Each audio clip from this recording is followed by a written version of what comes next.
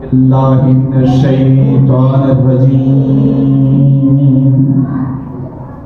بسم الله الرحمن الرحيم صلوات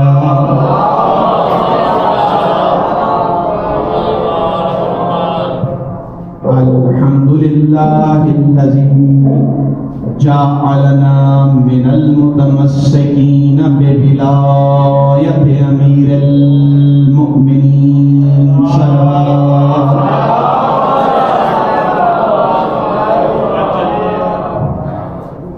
الحمد لله الذي هدانا لهذا وما كنا لنهتدي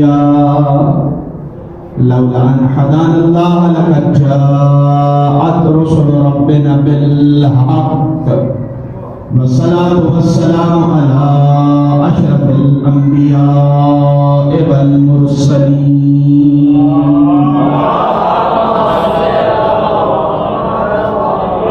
ولعنة الله على أعدائهم أجمعين. قال رسول الله صلى الله عليه وآله وسلم الحسن والحسين سید شباب اہل الجنہ صلوات.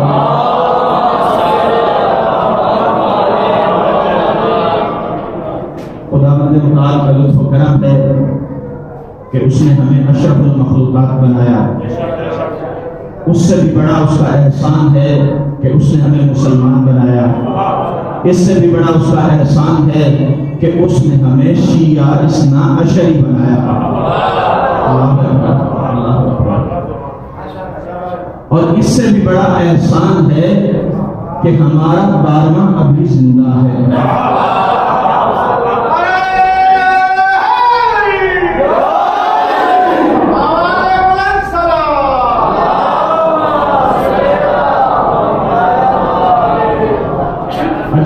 پڑھنے والوں نے اپنی ڈیوٹی دی. میرا وقت کم ہے، فضائل کم نہیں ہے. آج میرا دل چاہتا ہے مسلمان کے دربار میں نہیں، عیسائی کے دربار میں حسن کے فضائل سناؤں.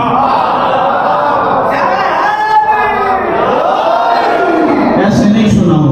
پہلے آپ کو بتاؤں پڑھ کہاں سے رہا ہوں. ہوا میں نہیں پڑھ رہا. کتاب کا نام مدینہ المعاجز، لکھنے والے کا نام علامہ سید آیت اللہ ہاشم بحرانی، بحرین کا رہنے والا متحد. صفحہ نمبر 81. پہلا ریفرنس. دوسرا ریفرنس تفسیر امی جلد نمبر 2 صفحہ نمبر 266 267. تفسیر امی مدینہ المعاجز، 2 کتابیں. مجھے نہیں پتا وقت کتنا ہے. درود بھیجو محمد علی محمد.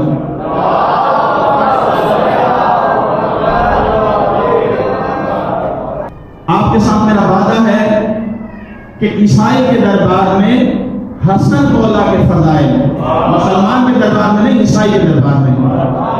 قیصر روم کا بادشاہ، ادھر مولا علی کا ظاہری خلافت کا دور. ویسے تو وہ خلیفہ ازل سے ہیں، ویسے تو وہ خلیفہ بلا فصل ہیں، لیکن امت نے کچھ فاصلے ڈال دیے تھے. چلو انہی فاصلوں میں آؤ سنو عیسائی کیسے میرے مولا کی فضیلت کا اقرار کرتے ہیں. تو کر نہ کر عیسائی کرتا ہے. اللہ کیسے روم کو خبر ملی؟ ایک شام کا بادشاہ ہے، ایک کوفے کا بادشاہ ہے. شام والا کہتا ہے میں حق پر ہوں، کوفے والا کہتا ہے میں حق پر ہوں. ایک دن قیصر روم دربار میں بیٹھا تھا، اپنے درباریوں سے کہتا ہے جاؤ جا کر خبر لو ان میں سے حق پر کون ہے. عیسائی ہے، وہ کہتا ہے جاؤ دیکھو ان میں سے حق پر کون ہے. اس کے درباری کہتے ہیں ہمیں کیا پتا حق پر کون ہے، ہم تو عیسیٰ نبی کے ماننے والے ہیں، وہ محمد کے ماننے والے ہیں. ہاں فیصلہ آسان ہے. روم میں عرب تاجر آتے ہیں، جاؤ تاجروں میں سے ایک شام کا تاجر ڈھونڈ کر لاؤ، ایک کوفے کا تاجر ڈھونڈ کر لاؤ. ایک شام کا تاجر آیا، ایک کوفے کا تاجر آیا، پہلے شام کے تاجر سے پوچھا بتا تمہارا امیر کیسا ہے، اس کا کردار کیسا ہے، اس کی گفتار کیسی ہے، اس کے شمائل کیسے ہیں، وہ بتاتا گیا، قیصر روم ذائچہ بناتا گیا، قیصر روم ذائچہ بناتا گیا، ذائچہ بناتا گیا۔ پھر اس نے کوفے والے کو بلایا، کہا بتا تمہارے امیر کا نام کیا ہے؟ کہا ہمارے امیر کا نام علی ابن ابی طالب ہے۔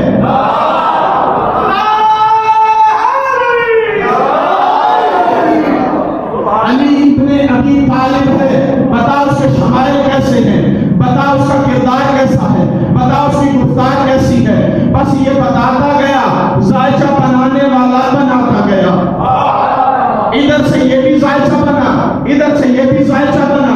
اس نے انجیل کو کھولا، انجیل کو سامنے رکھ کر دونوں ذائچوں کا موازنہ کیا، فائل نکالی۔ اس نے کہا امیر شام حق پر نہیں ہے، کوفے کا امیر حق پر ہے۔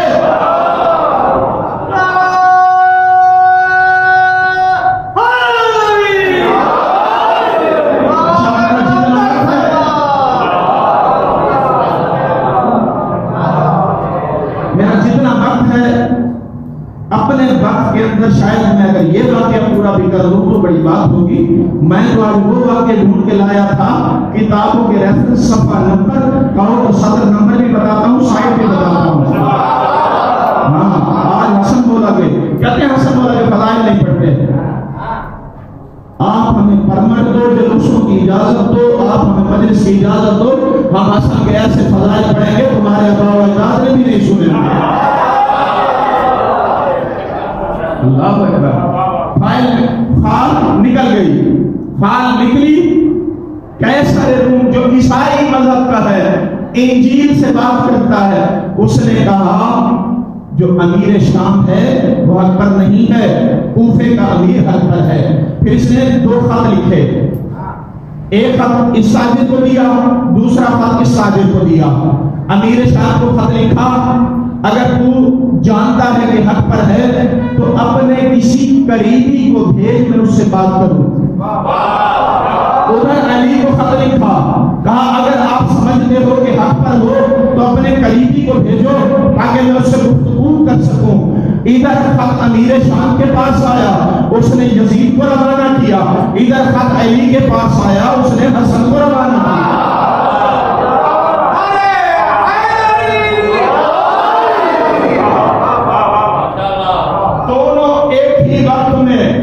قیصر روم کے دربار میں پہنچے، قیصر روم اپنی کرسی پر بیٹھا تھا، یہ چاپلوس کا بیٹا چاپلوس تھا، چلار کا بیٹا چلار تھا، عیار کا بیٹا عیار تھا، مکار کا بیٹا مکار تھا۔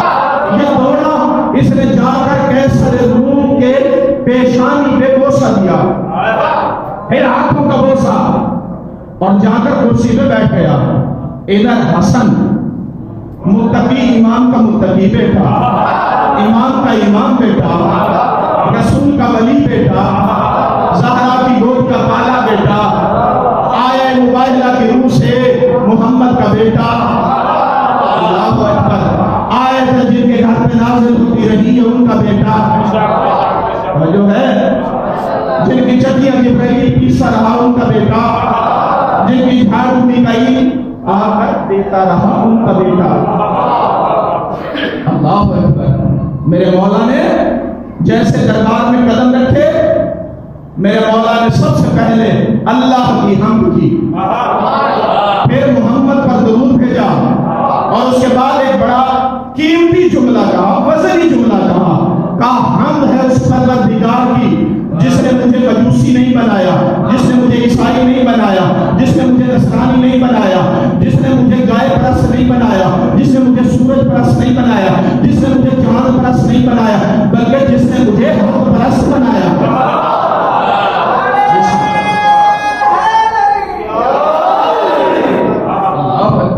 جس نے مجھے حق پرست بنایا۔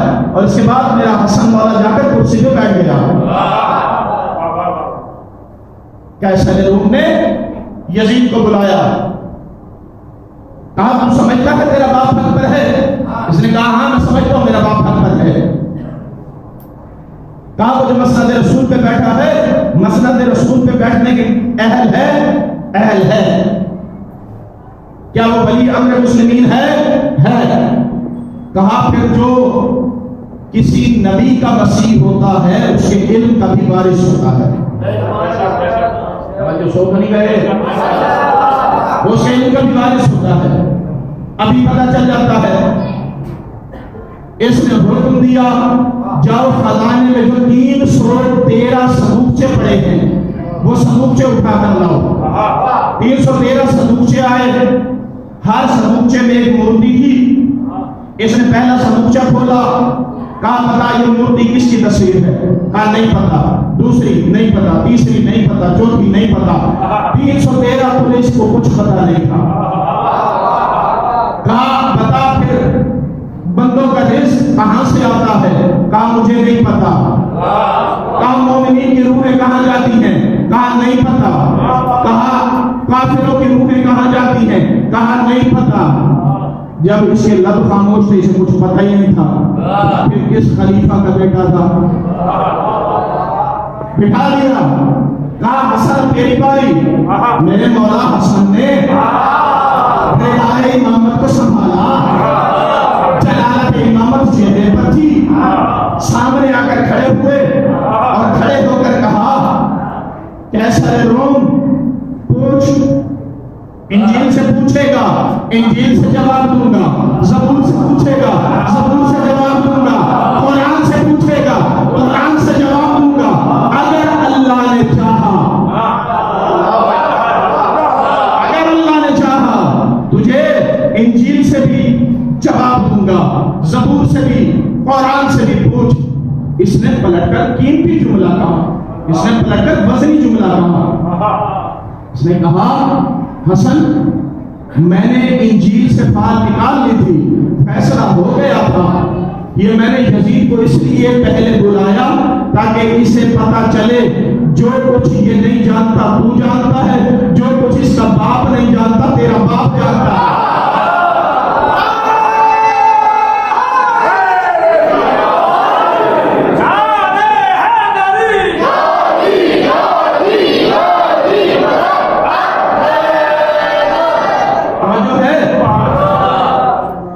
اس نے وہی 313 صندوقچے منگوائے، پہلا صندوقچہ کھولا، پہلی مورتی نکالی، کہا حسن بتا یہ کس کی تصویر ہے؟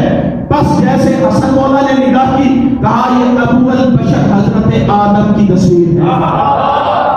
دوسرا، میں بڑی جلدی سے سمیٹ رہا ہوں، دامن وقت میں گنجائش نہیں، اگر میں یہ جملے پورے کروں، یہ واقعہ پورا کر لوں تو بڑا کمال ہوگا، وقت نہیں ہے۔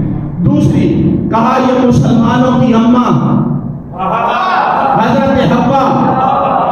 حضرت حوا کی تصویر ہے۔ پھر ایک خوبصورت مورتی نکالی، کہا پتا یہ کس کی تصویر ہے؟ کہا یہ کائنات میں انسانوں کے طرف آنے والے پہلے نبی حضرت شیش کی تصویر ہے۔ اب آپ کہیں گے حضرت آدم پہلے نبی تھے، بھائی انسانوں کی طرف نہیں تھے نا، پہلے انسان تھے، اس وقت تو کوئی انسان تھا ہی نہیں دنیا میں۔ انسانوں کی طرف جو پہلا نبی آیا ہے وہ حضرت شیش نبی ہے۔ پھر ایک اور اس نے مورتی نکالی، کہا یہ کس کی تصویر ہے؟ کہا یہ سفینہ نوح بنانے والے حضرت نوح نبی کی ہے۔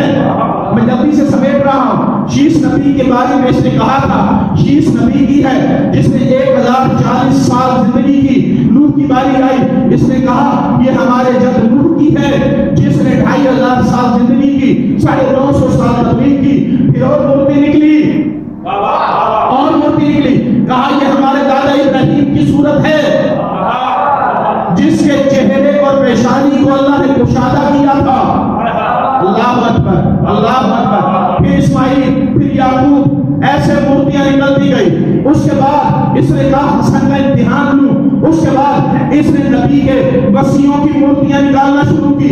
حسن بتاتے گئے یہ فلاں نبی کے وصی کی ہے، یہ فلاں نبی کے وصی کی ہے، یہ فلاں نبی کے وصی کی ہے، یہ فلاں نبی کے وصی کی ہے۔ اس نے پھر حسن کا امتحان لینا چاہا۔ اس کے بعد اس نے کچھ بادشاہوں کی مورتیاں نکالی، کہا حسن بتا یہ کس کی تصویر ہے؟ حسن نے کہا نہ یہ کسی نبی کی تصویر ہے نہ کسی وصی کی تصویر ہے۔ کہا تجھے کیسے پتا چلا؟ کہا کیونکہ نہ اس کا ذکر انجیل میں ہے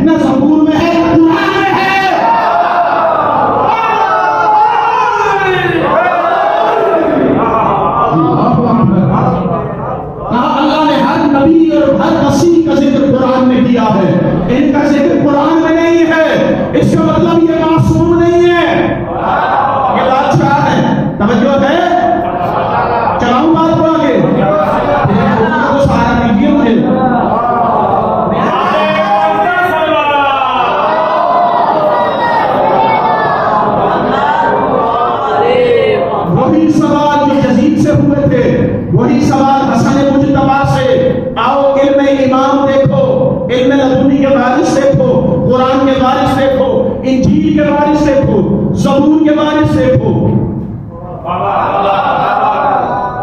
انسانیت کے وارث دیکھو۔ کہا اچھا یہ بتاؤ انسانوں کا رزق کہاں سے آتا ہے؟ کہا انسانوں کا رزق چوتھے آسمان سے آتا ہے، چوتھے آسمان پر انسانوں کا رزق ہے، جس کو جتنی ضرورت ہوتی ہے بے قدر ضرورت کو نیچے آتا ہے۔ کہا اچھا یہ بتا یہ جو نیک روحیں ہوتی ہیں یہ کہاں جاتی ہیں اور بد روحیں کہاں جاتی ہیں؟ کہا جو نیک روحیں ہیں وہ بیت المقدس کے قریب ایک چٹان ہے وہاں پر چلی جاتی ہیں، جو بد روح ہیں، جو کافر روح ہیں وہ کہاں جاتی ہیں؟ کہا یمن میں ایک وادی ہے جس کا نام حضرموت ہے، وہاں پر بد کردار لوگوں کی، کافر لوگوں کی روحیں ادھر چلی جاتی ہیں۔ بس کہا وہ جو نیک لوگوں کی روحیں جاتی ہیں وہ بیت المقدس کے قریب چٹان ہے وہاں پر جاتی ہیں۔ وہاں کیوں جاتی ہیں؟ کہا یہ وہ پہلا نقطہ ہے زمین کا جہاں سے اللہ نے زمین کا فرش بچھایا تھا،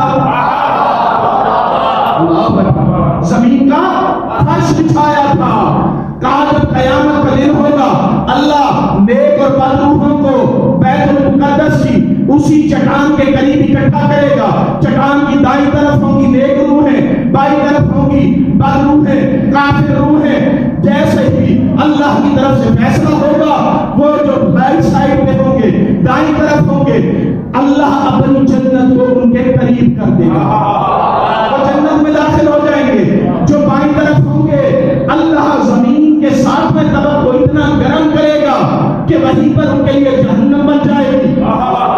بس ایک آخری بات، آپ ٹھنڈے پڑ گئے، آپ ٹھنڈے پڑے ہیں، میں ٹھنڈا نہیں پڑا۔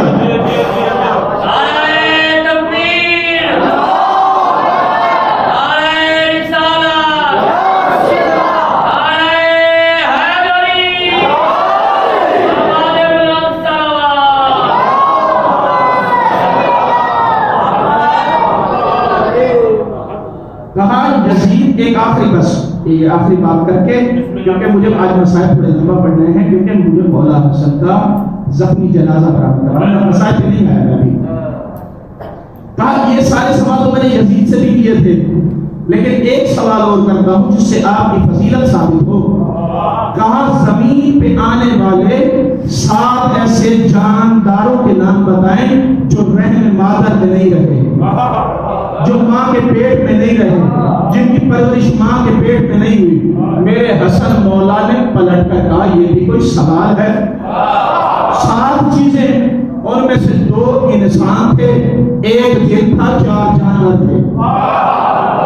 کہاں بیٹھے ہو؟ کہاں بیٹھے ہو؟ 2 انسان تھے، ایک جن تھا، 4 جانور تھے۔ بتا دو وہ کون تھے؟ جو 2 انسان تھے آدم اور حوا، آدم اور حوا کسی ماں کے پیٹ میں نہیں رہے، دنیا میں بھی آئے ہیں، زندہ بھی رہے ہیں۔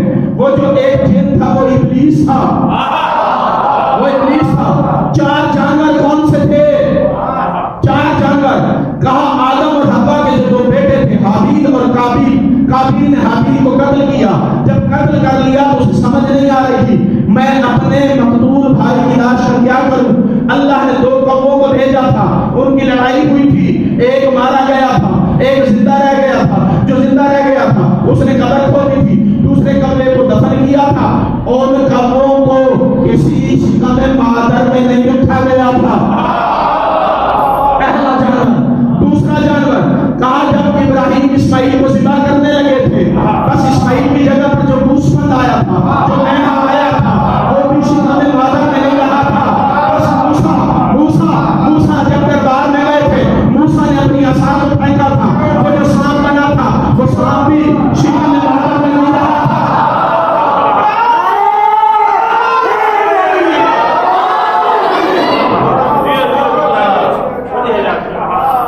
سانپ بھی شکم مادر میں نہیں رہا تھا۔ 3 آپ نے جلدی کر دی تھی۔ 4 ناقۃ الصالح بھی شکم مادر میں نہیں رہی۔ اللہ اکبر۔ بس ایک اعتراض اور اس کا جواب مجھے مسائل، لیکن بھائیوں سے گزارش ہے، میں نے فضائل اس لیے چھوڑے ہیں تاکہ میں مسائل آرام سے پڑھ سکوں، ٹھیک ہے؟ جب تک میں اشارہ نہ کروں تابوت نہیں لانا، تابوت نہیں لے کے آنا۔ کہتے ہیں حسن نے صلح کی تھی، حسین نے جنگ کی تھی۔ حسن نے صلح کی تھی، حسین نے جنگ کی تھی۔ میں کہتا ہوں اپنے جملے پہ توجہ کرو، حسن نے صلح نہیں کی تھی، حسن سے صلح کی گئی تھی۔ حسین نے جنگ کی نہیں تھی، حسین سے جنگ کی گئی تھی، لیکن دونوں کا نتیجہ شکست تھی، دشمن تھی۔ جو ہے میں نے ان دو جملوں پہ 1.5 صفحے لکھے تھے، ان میں سے چند جملے آپ کے دامن میں ڈال کے منزل مسائل پہ آ رہا ہوں۔ جب میں یہ کہہ رہا ہوں تو اپنی دلیل بھی میں نہیں دوں گا نا۔ حسن نے صلح نہیں کی تھی، حسن سے صلح کی گئی تھی۔ حسین نے جنگ کی نہیں تھی، حسین سے جنگ کی گئی تھی، لیکن دونوں کا نتیجہ شکست سے دشمن کی دلیل بھی میں دوں گا۔ میں دوں گا نام اور دلیل، ہم دلیل والوں کے بیٹے، یہ کام اللہ سے پوچھنا، یعنی ہم بغیر دلیل کے گفتگو نہیں کرتے۔ اللہ اکبر۔ کیسے؟ جس نے حسن سے صلح کی تھی اس نے خالی کاغذ بھیجا تھا، خالی کاغذ، خالی سادہ کوڑا چٹا سفید کاغذ، کہا حسن جو لکھنا وہ لکھ دو، میں سائن کر دوں گا۔ اس کا مطلب وہ اپنی ہار پہلے مان چکا تھا، وہ ہار مان چکا تھا۔ آؤ ایک شیٹ بتاتا ہوں، پھر کسی دن ساری شیٹیں پڑھوں گا۔ ایک شیٹ حسن نے پہلا جملہ اس پہ جو لکھا تھا اس پہ وہ یہ جملہ تھا کہ تو قرآن سنت کے مطابق عمل کرے گا۔ اس کا مطلب پہلے قرآن سنت پر عمل نہیں ہو رہا، پہلے عمل نہیں ہو رہا تھا۔ حسن نے بتا دیا جو اپنے ایک کاغذ سے تیری ساری چراغیوں کی مثال سمیت دے اسے حسن کہتے ہیں۔ اللہ اکبر، کیا منافقت ہے آپ کی سننے کی۔ کاش دامن رکھ میں گنجائش ہوتی تو یہ بات کے جملے دیتا۔ پھر اس نے کاغذ کو پھاڑ کے بتایا کہ شکست حسن کی نہیں، شکست میری ہے۔ اب حسین سے جنگ ہوئی تھی، حسین نے جنگ کی نہیں تھی، تو حسین کی کیسے ہوئی؟ ہم نے پہلے تو یہ جملہ کہا ہے کسی مقام پر کہ جیت ہمیشہ اس کی ہوتی ہے جس کے جلوس نکالے جاتے ہیں، ہارے ہوئے کے جلوس نہیں نکلتے۔ یہ جلوس نکلنا حسین کی جیت کی علامت ہے۔ جو ہارے ہوئے ہوتے ہیں ان کے بازاروں میں نعرے نہیں لگتے۔ دلیل دلیل دلیل، آخری جملہ فضائل کا، محمد کے آدھے بدن کی شبیہ حسن تھے، آدھے بدن کی شبیہ حسین تھے۔ سر سے لے کر شکم تک حسن شبیہ تھے اپنے نانا کی، شکم سے لے کر پاؤں تک حسین شبیہ تھے اپنے نانا کی۔ حسن نے کرداس لکھ کر صلح کر کے بتا دیا کبھی محمد کے ہاتھوں میں لرزش نہیں آ سکتی۔ حسین نے میدان کربلا میں قدم جما کر